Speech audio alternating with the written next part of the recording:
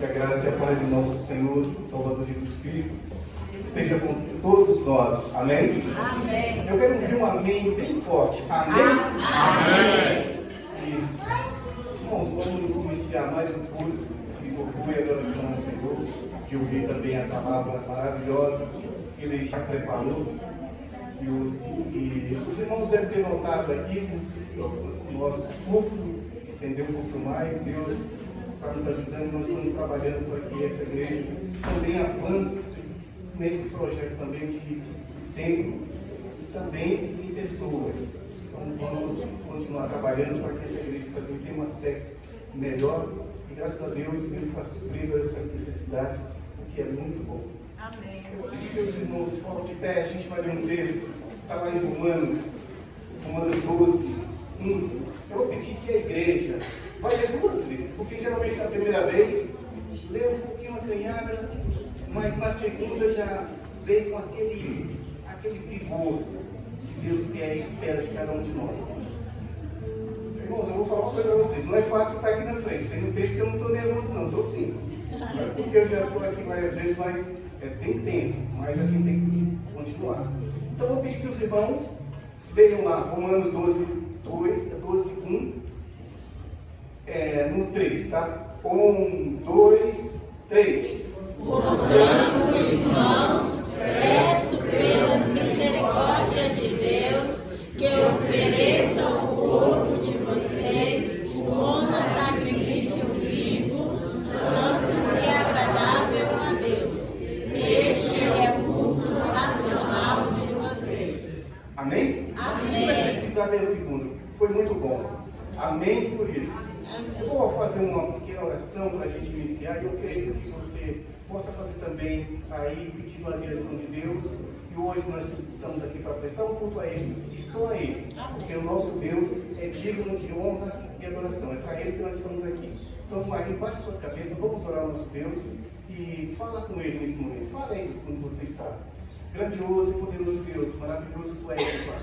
Ó Deus, estamos mais uma vez na Tua casa, Deus, iniciando, Pai, esse culto, Deus, de adoração ao Senhor. Ó Deus, tudo foi preparado para o Senhor, Pai. Então, Deus, nos conduza, Senhor, para uma verdadeira adoração. Nós estamos aqui, ó Deus, simplesmente por Ti, meu Pai, porque reconhecemos que só o Senhor é Deus. Pai Santo, que nós possamos olhar sempre para o Senhor. Ó Deus, olhar com um olhar de gratidão sempre, meu Pai, porque é o Senhor que nos supre de todas as necessidades. Santo Deus, que nós, nesta noite, Pai, possamos render louvores ao Senhor. Que venha esses louvores do nosso coração, do nosso mais íntimo, ó Deus, aqui. E que nós possamos, ó Deus, cantar louvores para Ti, ó Deus, como se fosse a última vez de nossas vidas. Cuide de nós, meu Pai. Nesse momento nós iremos Te adorar.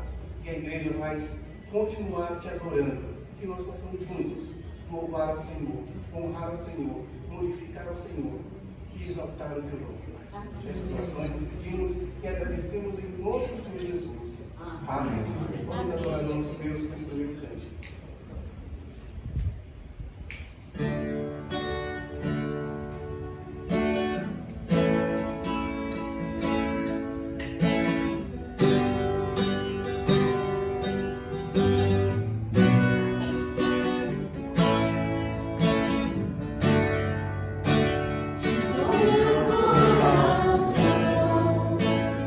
Tudo que há em mim, entrego meu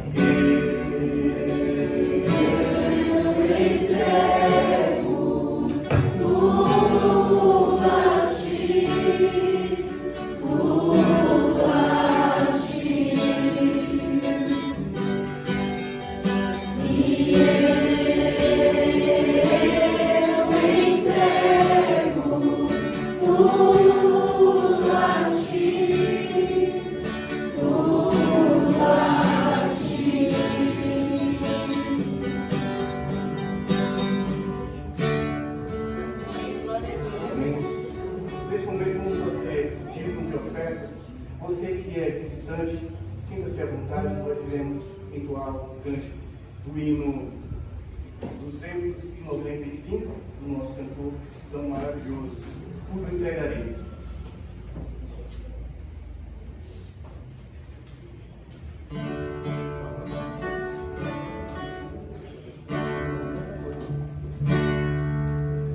Tudo a Cristo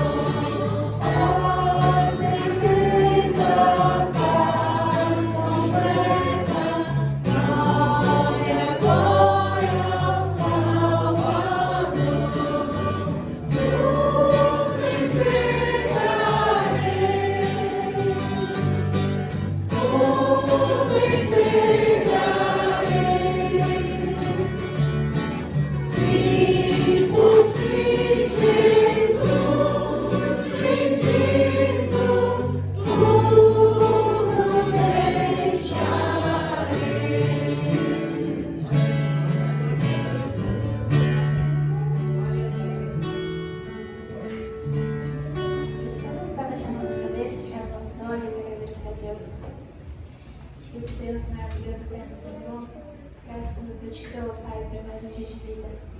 Obrigado, Deus, porque o Senhor é o dono das nossas vidas, porque o Senhor é o dono do ar, Pai. É graças a Ti que estamos aqui vivos, ó Deus, e podemos desfrutar, ó Pai, deste dia, deste momento, ó Pai eterno. Te agradeço, Deus, pela tua infinita bondade sobre as nossas vidas, pela tua misericórdia e graça, porque é por isso que estamos aqui. Te agradeço por mais este culto, por mais essa noite, por cada irmão que está aqui, cada família aqui representada, Pai. Te agradeço pelas ofertas aqui depositadas, Senhor, a vida, Pai, de muitas pessoas que também foram entregues, Pai, como oferta a Ti, Senhor Jesus. Te agradeço, Pai, por tudo que o Senhor tem feito em nossas vidas, Deus eterno. Continue conosco, Pai, no decorrer desse culto, Deus. Possamos sentir a Tua presença em nosso meio. É o que eu te peço em nome de Jesus.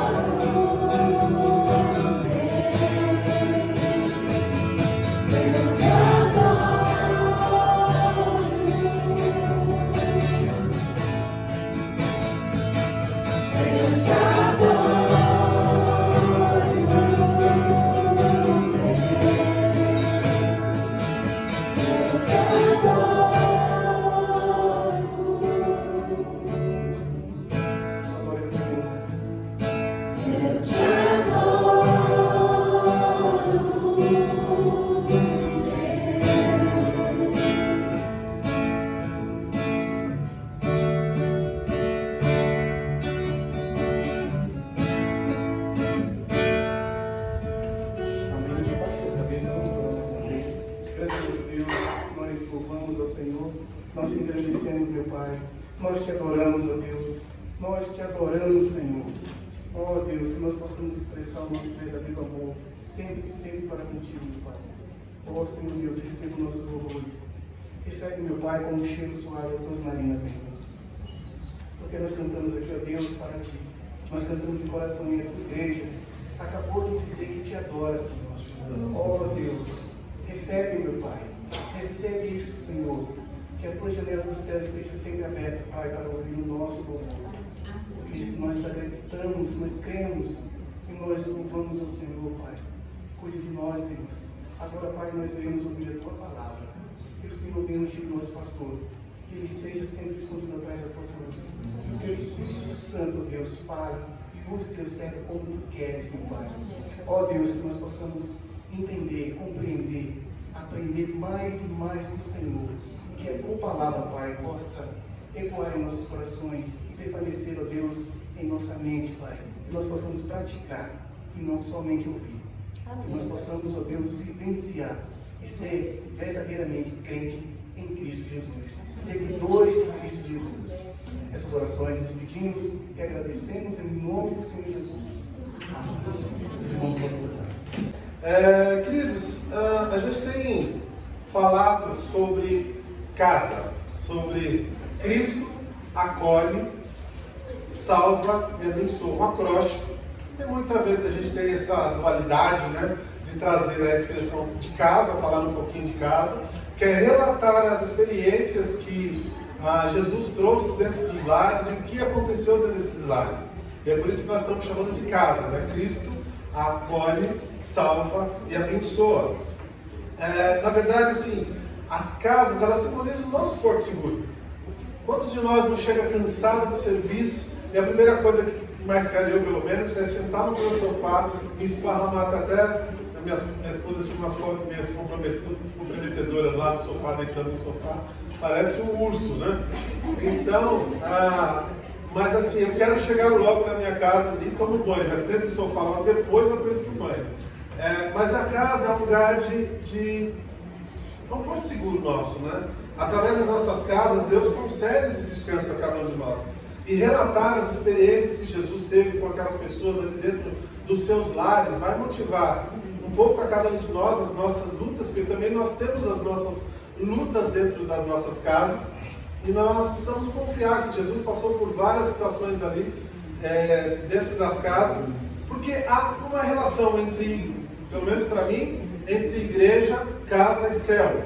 Jesus, ele desce do céu, se encarna como um ser humano, ele está ali a todo momento. Você só vê as passagens dizendo Jesus no templo, nas sinagogas, e Jesus nas casas de algumas pessoas.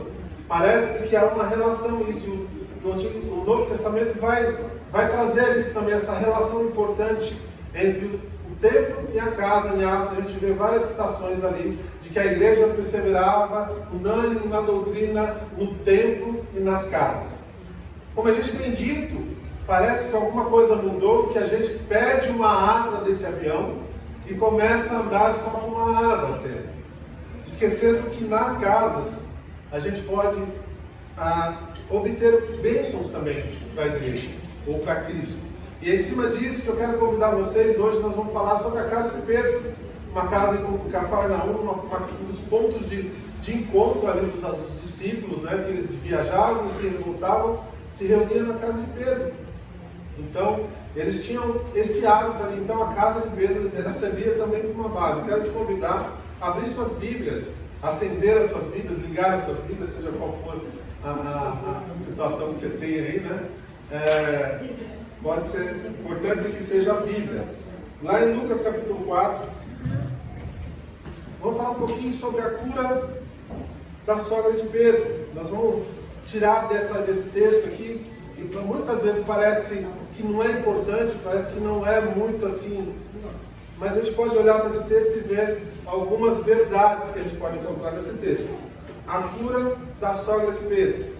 O tema de hoje, o Senhor nos colocou no coração, além de ser casa, né, falar sobre casa. A casa de Pedro, um lugar de acolhimento, cura e serviço. É o que nós vamos falar. Vamos falar sobre acolhimento, hospitalidade, de cura e de serviço. Nesse pequeno trecho aí. Lucas capítulo 4, do verso 38 ao verso 40. Lucas capítulo 4, do verso 38 ao 40. A minha versão é NAA, Nova Almeida Atualizada. Você não gosta muito não, mas é de crente. Deve ser. Eu já passei por essa fase toda aí de crente. Mas assim, vamos ao texto. A palavra do Senhor diz o seguinte: deixando a sinagoga, Jesus foi para a casa de Simão. A sogra de Simão estava doente, com febre muito alta, e pediram a Jesus em favor dela. Inclinando-se para ela, Jesus repreendeu a febre, e esta a deixou. E imediatamente ela se levantou e passou a servi-los. Vou entrar aqui um pouquinho no verso 40. Ao pôr do sol, todos os que tinham enfermos com diferentes tipos de doença, os trouxeram a Jesus, e eles os curavam, impondo as mãos sobre cada um deles. Também de muitos saíram demônios, gritando e dizendo: você é o Filho de Deus. Vamos orar? Deus, Pai amado, nós estamos aqui, Senhor, diante da Tua presença. Louvamos a Deus, ao Senhor, e que o Senhor possa estar aceitando, a Deus, os nossos louvores com um cheiro suave aqui, e que possamos, a Deus, ouvir nesse momento a Tua palavra. Não que nós queremos para as nossas vidas, Senhor, não que nós desejamos ouvir, mas o que o Senhor deseja falar para as nossas vidas. Que possamos, ó Deus, pegar essas palavras como práticas, ó Deus, nas nossas vidas cotidianas. E que possamos também instruir outros, ó Deus, para que assim as pratique. Abençoa cada irmão aqui presente, que a Tua palavra, Deus, possa falar aos corações dele, como falou o meu coração. Se eu posso estar abençoando também aqueles que não puderam estar vindo nessa noite, por qualquer motivo, de saúde, ou até de preguiça, Senhor. Ó Deus, que o Senhor possa estar visitando eles ali, nessa noite. Eu oro assim e te peço, ó Deus, tira de mim todo orgulho, tudo aquilo que vem atrapalhar, Pai, a Tua palavra chegar ao Teu povo, como o Senhor a deseja.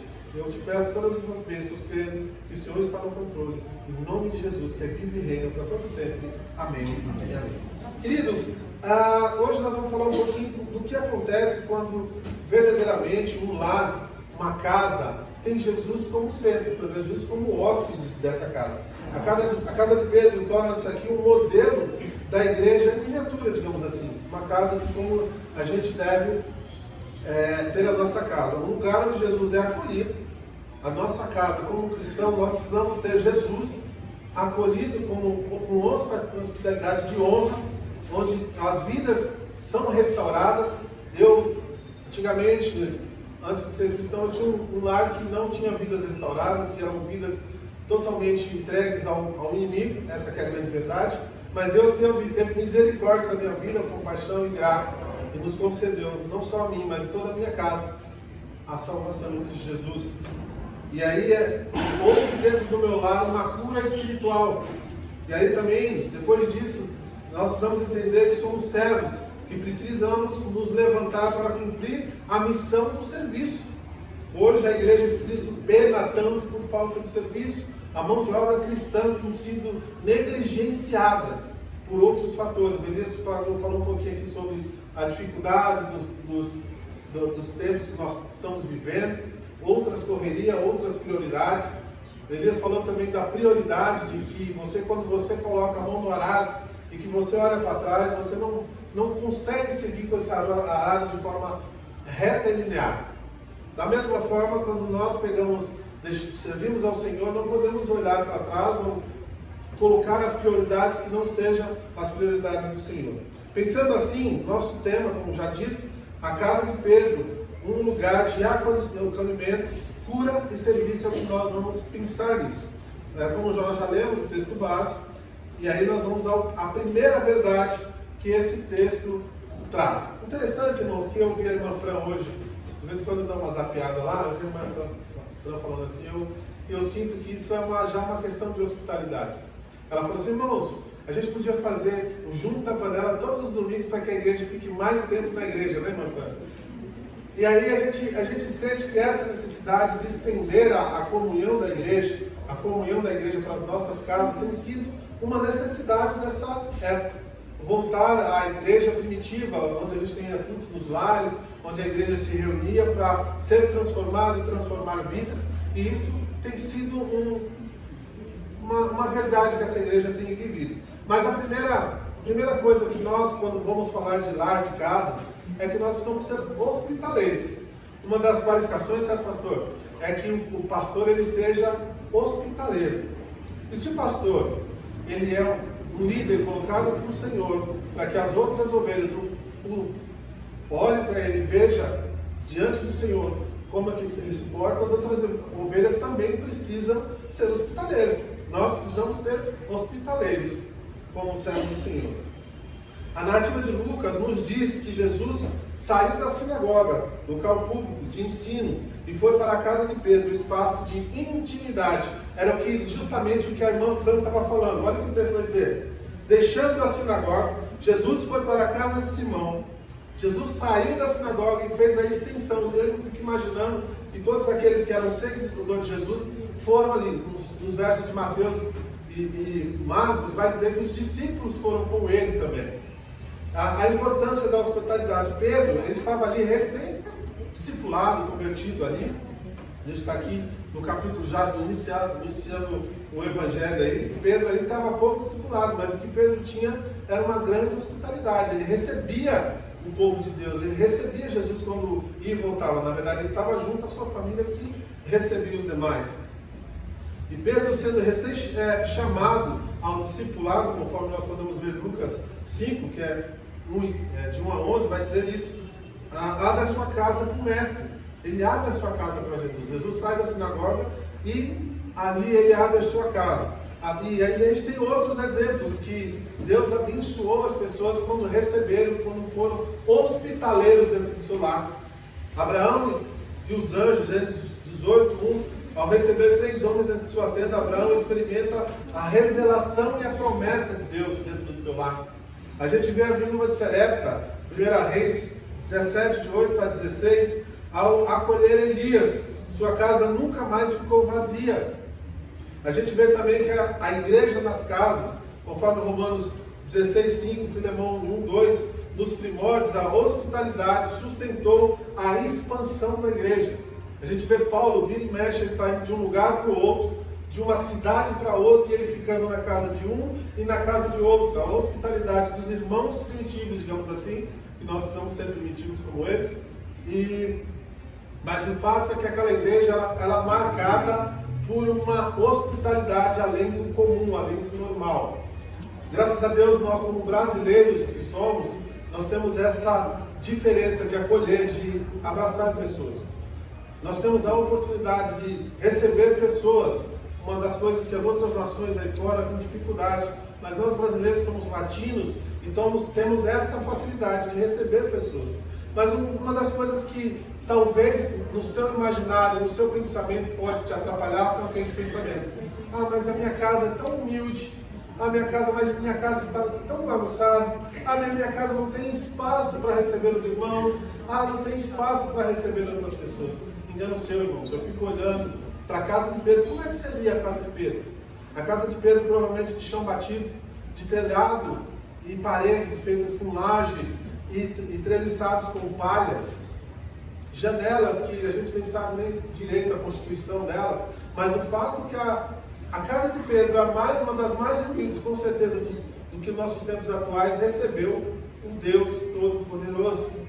Quando a gente coloca esse tipo de barreiras para receber cultos no lar, pessoas para serem evangelizadas num pequeno grupo, nós estamos, de certa forma, travando a igreja, travando a bênção até na sua casa.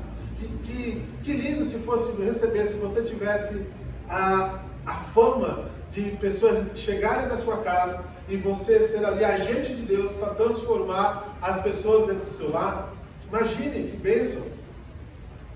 Da mesma forma, eu fico olhando, todas as igrejas que eu passo, eu fico pensando aqui, quem eram os fundadores? Geralmente, os fundadores não são esquecidos. O trabalho que eles fizeram dentro da igreja do Senhor, eles não são esquecidos. Por mais que passe, porque o Senhor os honra durante todo esse tempo. O Senhor honra o seu povo. Na tradição judaica, era um ato de justiça receber alguém. Recebia Deus. Recebia o Deus eterno. Então, para os judeus, ele tinha uma satisfação de receber as pessoas, os judeus de preferência, mas eles recebiam ali como se fosse o próprio Deus. Hoje, abrimos nossas casas para tantas coisas. Esse que é o fato, para a televisão, para a internet, para entretenimento, opiniões alheias, política. E a gente deve pensar, e Jesus, onde está ficando nisso? Recebemos Jesus com hospitalidade? Essa é a grande pergunta que nós temos que responder hoje. E mais, temos aberto para que ainda as pessoas conheçam Jesus, temos aberto as nossas casas, os nossos lares, para que seja um ponto de luz ali no meio daquelas trevas, talvez onde que você more ali nas redondezas. Eu tenho dito que antes de começar os trabalhos com células, pequeno grupo, você dê o nome que você quiser, eu abro um ponto ali da minha casa. Porque eu preciso, dentro da minha casa, precisa ser um ponto de luz de Jesus para aquelas pessoas que estão à minha volta em trevas. A hospitalidade em Cristo, orar em casa, abrir espaço para a comunhão, ter a presença dele no seu lar. No seu lar. Hospitalidade com os perdidos, evangelizar vizinhos, acolher com empatia. Quem sofre, tem gente sofrendo, e uma palavra que você é detentor da palavra de Deus, e você pode abençoar uma pessoa no momento de sofrimento, dentro do seu lar, dentro da sua casa. Dar um prato de comida, ou uma palavra de salvação para essas pessoas. É importante que a gente tenha essa visão de que o meu lar, ele tem que ser a relação que eu falei para você, céu, igreja e casa. Isso aí não pode ser alguma coisa que, olha, o céu quebrou a corrente, a ligação, que a igreja quebrou a ligação. Eu sou uma pessoa na igreja e sou uma pessoa na igreja, na minha casa. Eu não posso ser uma pessoa dentro da igreja com ímpeto, com vontade, com desejo de evangelizar quando eu chego na minha casa. Todos esses desejos, essas vontades não existem mais. O Elias falou mais uma vez aqui sobre não que a gente tenha a dificuldade, ou a gente faz aquela dualidade de separar o que é da igreja, o santo e o profano. A gente tem costume de ter uma vida da igreja, uma vida diferente na nossa casa ou também no nosso emprego. Na verdade, a vida do crente é uma única vida, a vida de Jesus.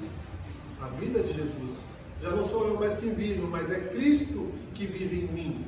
Se Cristo vive em mim, eu tenho que ser a mesma pessoa na igreja, na minha casa, no meu lar, no meu trabalho, na escola, em todos os lugares. Eu preciso ser o Cristo vivo em mim. A hospitalidade era o primeiro ponto que Pedro vai tratar aqui nessa noite, que o Senhor vai tratar. Segunda verdade que o texto vai dizer é sobre cura. Quantas pessoas já não foram curadas de alguma forma dentro da sua casa? Eu, de forma espiritual, de forma física também, eu fui curado. E todo mundo já sabe alguns dos meus testemunhos que eu tenho aqui, do que eu vivi sem o Senhor e o que o Senhor fez no meu físico. A cura espiritual, o que o Senhor fez dentro do meu lar, o que tem feito dentro do meu lar, não por mim, mas por Ele. Ou vocês não creem que Jesus ainda cura? Jesus cura ainda, irmãos? Ele pode curar o seu lar, Ele pode curar a sua dificuldade, Ele pode curar a sua luta, Ele pode curar todas as coisas.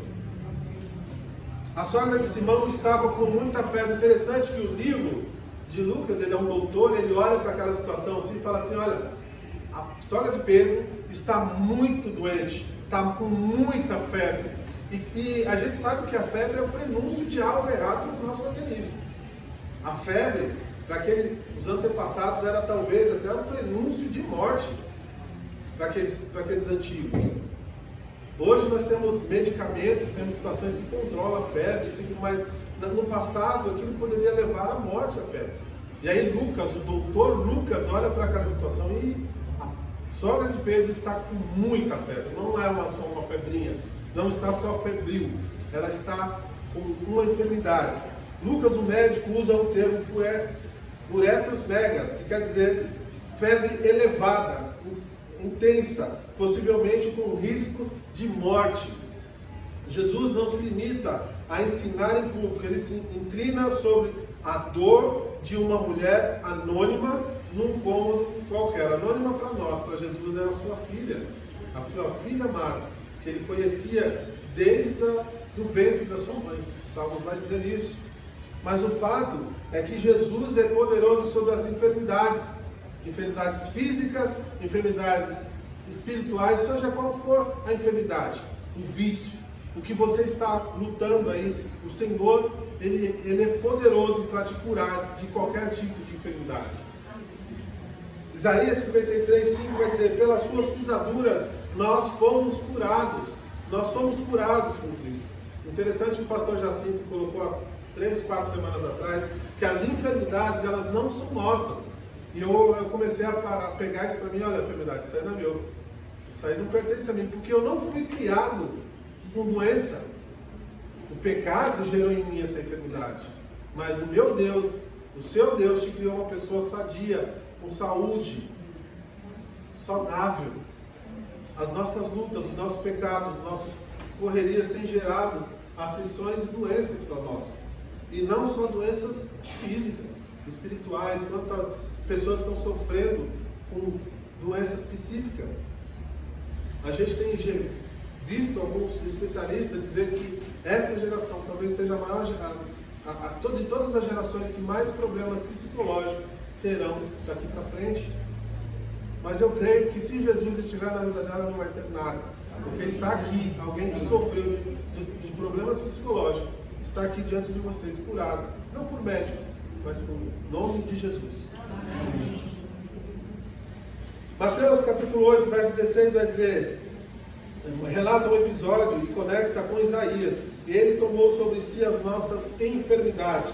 João 5, 6 vai dizer, Jesus pergunta ao paralítico: queres ser curado? Muitas vezes a gente não acredita nessa frase, né? Quando Jesus fala para nós, lendo a Bíblia: você quer ser curado?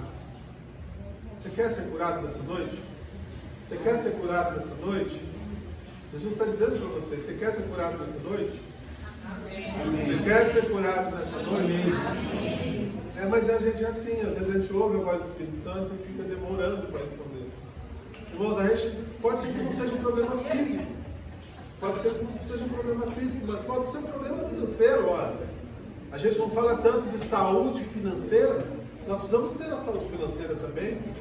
A gente precisa ter a nossa saúde física, a nossa saúde intelectual, mental, psicológica. A gente precisa estar alinhado, corpo, alma e espírito, com toda a saúde possível. Muitas vezes a gente não responde ao Senhor: eu quero ser curado, Senhor. A cura é um sinal do reino. Jesus revela que onde Ele está, a vida permanece sobre a morte. Vou repetir. A cura é um sinal do reino. Jesus revela que onde Ele está, a vida prevalece sobre a morte. Porque o nosso Deus não é um Deus de morte, é um Deus de vida, é um Deus de esperança. Esse mundo pode passar, mas a vida com Cristo não passará. Nós fomos criados como seres eternos, ou melhor, eternos, imortais. Eternos só Deus, foi dito. Há uma diferença entre eternos e mortais, eu sempre confundo isso. Nós somos imortais, nós somos criados imortais. Se depois quiser me pergunta lá, eu explico que é a diferença de eterno e imortal. Tá? Mas há uma diferença, eu sempre faço essa troca, mas eu corrigi até. A cura é sobrenatural e graciosa, não depende do mérito, mas da fé e da vontade soberana de Deus. A gente vê tantos milagreiros com hora e horário marcado. Olha, vai lá na minha igreja, vai lá no meu cantinho lá, que lá você vai receber a bênção. Começa às 7 horas da noite e você tem até às 8 horas e 30 minutos para receber a bênção. Se você não chegar, você não vai receber a bênção.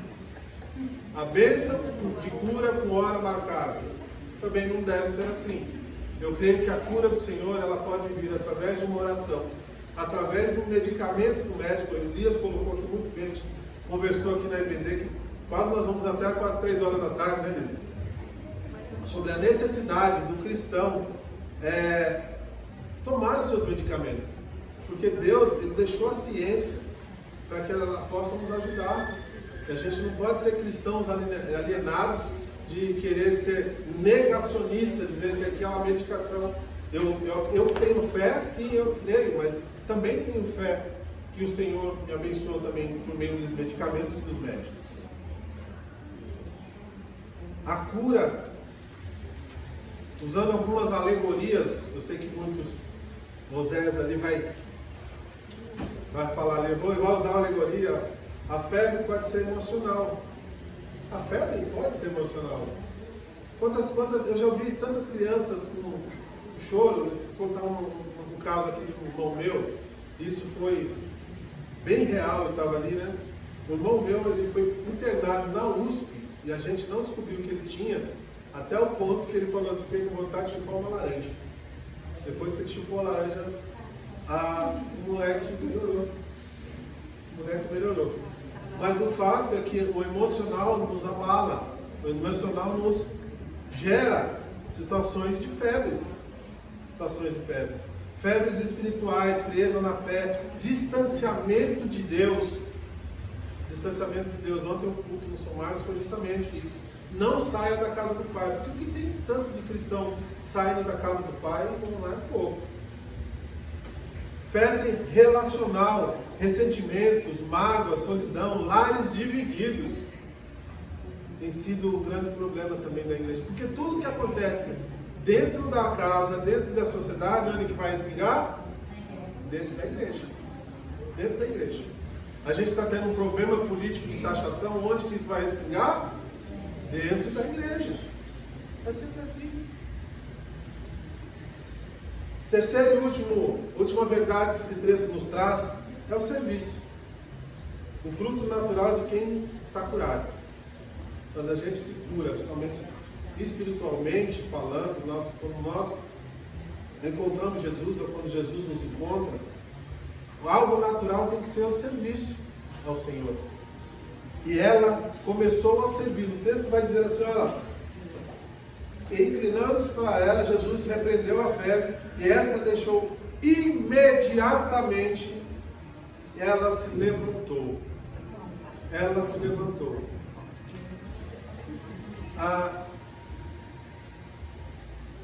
Mas o fato é que ela estava pronta ali de curada. Ela não ficou assim, o que o senhor quer? O que o senhor quer que eu faça? Ela levantou prontamente e foi a servir ao Senhor. Eu falei que era o último ponto, mas não. É o penúltimo, tá? Ela foi curada e imediatamente passou a servir. A febre que a impedia de se levantar é substituída por um vigor espiritual. Eu fico imaginando a sogra de Pedro. Não deveria ser uma senhora tão jovem. Pedro já estava com uma certa idade, a sogra dele, uma outra, então ela já tinha uma certa idade, se a gente pensar assim. E ela levantou com uma disposição e um vigor para servir ao Senhor invejável. Ela não precisou ter cargos, ela não precisou que o Senhor direcionasse, faça isso, depois faça isso, depois faça aquilo. Ela se prontificou, levantou e foi servir ao Senhor. Ela serve no lugar onde está, com o que tem. Ela serve com o que tem. Ela não foi pedir um pó de café no vizinho, ela não foi pedir um pão. Não foi pedir um pão. Alô? Ela não foi pedir um pão no vizinho, uma colher de açúcar, uma colher de chá. Ela não foi, ela levantou prontamente. O que ela tinha, ela serviu ao Senhor. Às vezes a gente fica assim, mas eu não sou capaz disso. A gente não é capaz mesmo. Nós não somos capazes mesmo.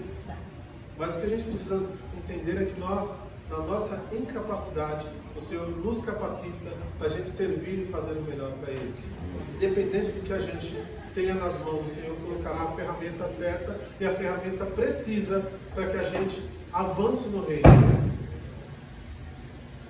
Marcos capítulo 10, verso 45 diz: o Filho do Homem não veio para ser servido, mas para servir. João 13, 14 e 15 diz: Jesus lava os pés dos discípulos e diz: dei o exemplo para que vocês façam como eu fiz. 1 Pedro, capítulo 4, verso 10: servir uns aos outros conforme o dom que cada um recebeu.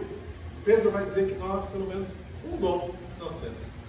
Aquele que é cristão realmente, um dom nós temos. Qual é o seu dom? Se tem um dom, por que não está servindo? O serviço é a resposta visível da graça. Aquilo que Deus concede a nós, os frutos nossos, isso foi o trauma de Lutero, né, porque ele batia no Tiago a epístola de palha, mas Tiago vai dizer que as obras, a fé produz obras. Não há como você servir a um Deus grandioso e não fazer algo por esse reino desse Deus. Servir de alguma coisa, pegar um arado, puxar uma carroça. Não há como ficar parado. A salvação é pela fé, mas a fé genuína se manifesta nas obras, segundo Tiago, capítulo 2, 17. Servir é mais do que uma função, é uma identidade de quem foi restaurado. Não é uma função, é uma identidade, a digital, que você põe ali que diz: eu sou cristão, e é por isso que eu sirvo ao Senhor. A grande pergunta nessa noite: você tem se colocado à disposição de Deus após ser tocado? O que você faz com a saúde, o tempo, os dons que Ele te deu? Não responda para si mesmo no seu coração. Você serve ou espera sempre ser servido na igreja e em casa? Queridos, eu não estou falando mal aqui, mas eu trabalho com uma pessoa que não levanta nem para pegar um copo de água. Quando ele precisa, ele fala assim: esposa, pega um copo de água. Não levanta para pegar um copo de água, não levanta para levar nada de uma certa denominação. Eu fico pensando, como é que pode isso? Uma pessoa que é chamada à liderança de uma igreja, querer ser servido, a todo momento, não levanta da cadeira. Impressionante. Não levanta da cadeira. Imagine que alguém sobreviveu a um naufrágio. E aqui me lembra muito, quem esteve aqui no trabalho do DNA, lembra do vídeo do naufrágio. Nós não somos um navio de prazeres, que fica todo mundo lá guardado, festelando ali nas situações. Nós somos um barco salva-vida, que nós precisamos resgatar pessoas. Imagine alguém que sobreviveu a um naufrágio e não quer contar para ninguém, porque nós estávamos afundando. Nós somos salvos desse naufrágio. E aí a gente não vai contar para ninguém que nós fomos salvos desse naufrágio? Mas quem foi salvo por Jesus se torna salva-vidas dos outros. Alguém foi usado por Jesus para ir lá na minha casa, falar de Jesus para mim, para que o Senhor me tirasse daquela situação que eu estava. E você? Quem foi que te evangelizou? Quem foi que Jesus... É bom a gente de vez em quando lembrar de quem te evangelizou, de quem levou a palavra do Senhor para você. A casa de Pedro se torna referência de restauração. A gente vê o verso 40 aqui.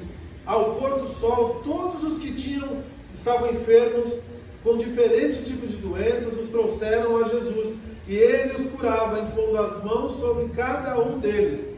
A casa de Pedro foi referência de cura. Ele ficou durante ali até o pôr do sol, até onde os judeus podiam ir. Se pudesse pelos judeus, iam além e a madrugada dentro. Mas até o pôr do sol, onde era o limite dos judeus, Jesus ficou ali curando, dentro da casa de Pedro. Eu fico imaginando a quantidade de pessoas que passaram por ali. Jesus curando aquelas pessoas. De um lugar comum passa a ser um centro, ou melhor, a casa de Jesus, de cura e com encontro com Deus. Aquele lugar virou isso, um encontro com Jesus, um encontro com Deus, um encontro de cura de pessoas. As pessoas ouviram que Jesus estava ali e vieram com toda a fé do mundo.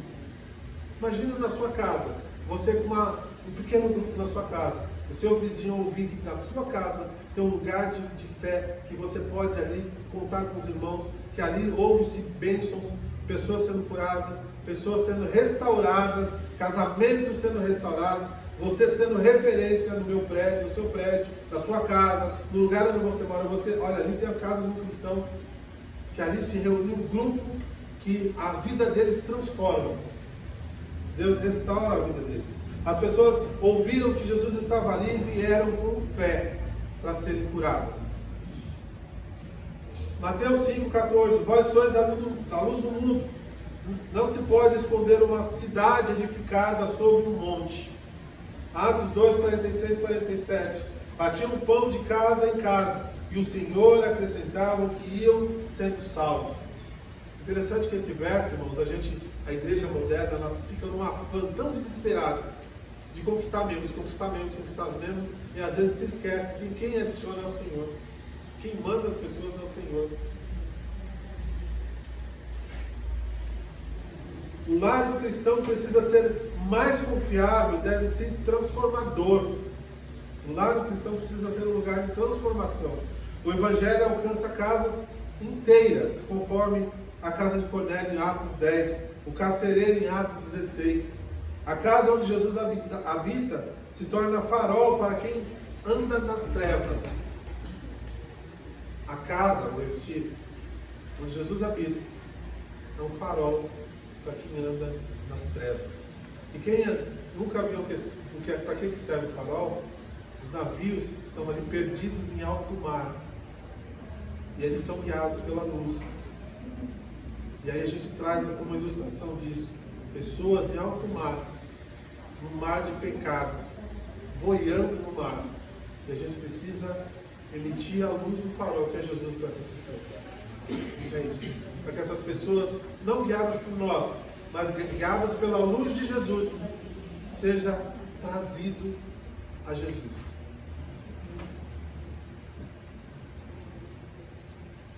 A casa se tornou referência. Eu louvo a Deus que Deus tem colocado no meu coração, e acredito que no seu coração também, para que você faça um trabalho da sua casa, ser algo que mova corações de pessoas até Jesus. Hoje o Senhor está no seu coração, batendo: olha, minha casa precisa mudar disso, dessa forma. A minha casa precisa ser referência para aqueles que não têm a luz de Jesus. Porque lá tem Jesus. O que eu preciso fazer para que as pessoas entendam isso? Nós temos vivido, você tem vivido traumas, talvez dentro da sua casa, dores, lutas, precisa de cura. E só o Senhor Jesus é capaz de fazer isso. As feridas, as limitações, os medos. Jesus te chama para viver como filho. É isso que nós vamos cantar? Gostaria de chamar o Ministério de Louvor. Porque nós não temos mais medo, porque nós somos filhos de Deus. As nossas casas, a gente precisa receber pessoas, não porque com preocupação nem com medo nenhum, de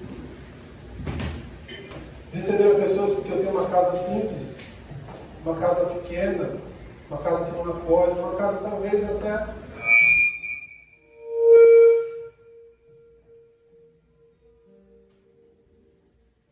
mas que essa casa ela tem Jesus. E a gente precisa deixar esse medo, porque quando Jesus entra no coração, entra na sua casa, nós não temos medo de mais nada. Nós não temos medo de qualquer coisa, porque nós somos filhos. Nós somos filhos. Hoje é dia de abrir a porta do seu coração, a porta da sua casa. Interessante que quando Jesus fala com a gente teve várias situações de casas, fatos de casas, pessoas falando, o Senhor falando ao meu coração. Mas a gente precisa deixar, primeiramente, Cristo ser o centro da nossa casa. Recebê-lo como Pedro recebeu. Como entrou na casa de Pedro. Para que a febre, a dificuldade, a luta, a doença, a enfermidade, ela haja cura no seu lar. Seja ela emocional, física ou espiritual. para você se levantar e servir a igreja de Cristo, ao reino de Deus, para a sua casa ser um lugar de luz. Eles que estão à porta e batem. Apocalipse 3:20. Aos que receberem, deu-lhe o poder de serem feitos filhos de Deus. Se você é filho de Deus, gostaria de antecipar o louvor, pedir para que vocês ficassem de pé. Já estamos finalizando. No final da oportunidade para a Cléo falar um pouquinho aqui. Mas eu queria que você cantasse nessa noite que você é filho de Deus. Que você não tem mais medo de situação nenhuma, de luta. Porque o Senhor está do seu lado. O Deus que fez a cura no Antigo Testamento, o Deus que fez a cura no Novo Testamento, é o mesmo Deus que cura nos nossos dias. Mas o que muda do Deus do Antigo Testamento do Deus que nós estamos vivendo hoje? A nossa fé. Porque Deus não muda. Deus é imutável. Onde você tem colocado a sua fé? Receba a cura do Senhor Jesus nessa noite. Não sou eu que estou aqui profetizando, é o Senhor que diz. Receba a cura dessa noite. Receba a cura. Seja ela espiritual, física. Eu não tenho poder de dar cura a ninguém. Mas o Deus que eu sigo ainda pode curar. Sejam filhos de Deus.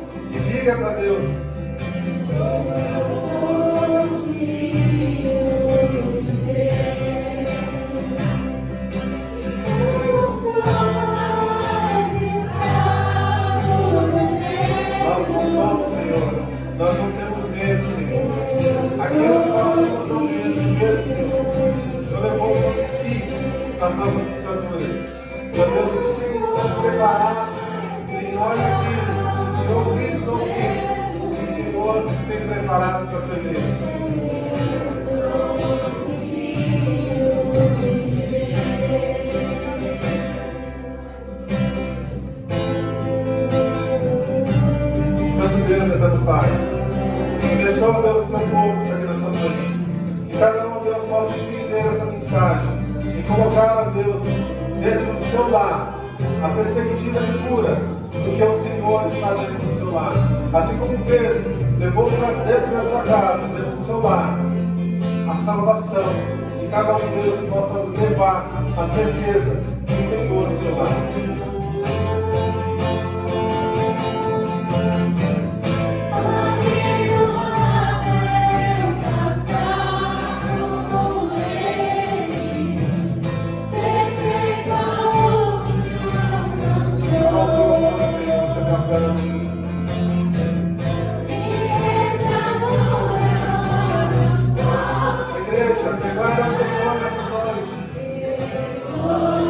Nós somos filhos de Deus, adotados.